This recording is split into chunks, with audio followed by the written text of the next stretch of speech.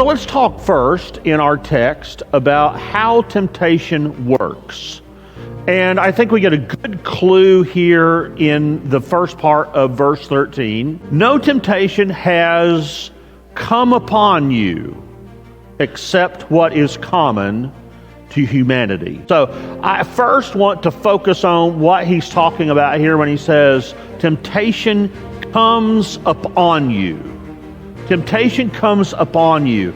It wants to overtake your life. It's something that wants to take control of you.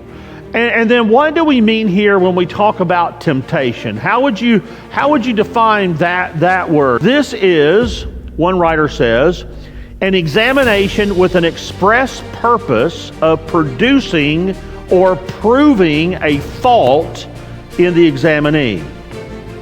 So think about that. There's a test going on that is basically there to prove your character, to prove your veracity, to prove your faithfulness, to prove your loyalty.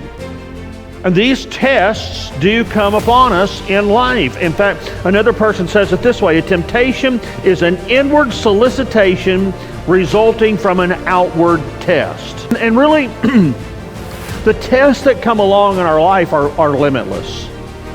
And the opportunity to choose to sin is everywhere.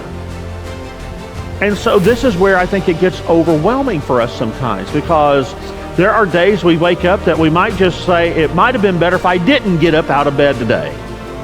Because they just keep coming. Things just kind of keep coming in waves. So I want us to look at another passage. This is chapter 1 and verse 12. And I want you to see here, first I want to focus on the certainty that these things are going to come.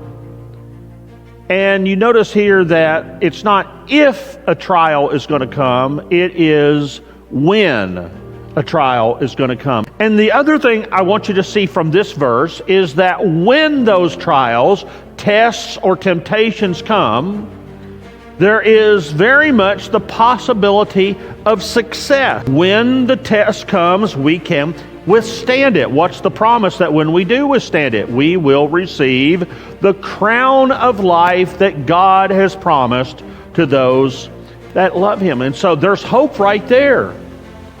I don't have to choose evil. I don't have to choose to sin. I can choose to do the right thing. And when I do that, there is a promise of a reward from the Lord.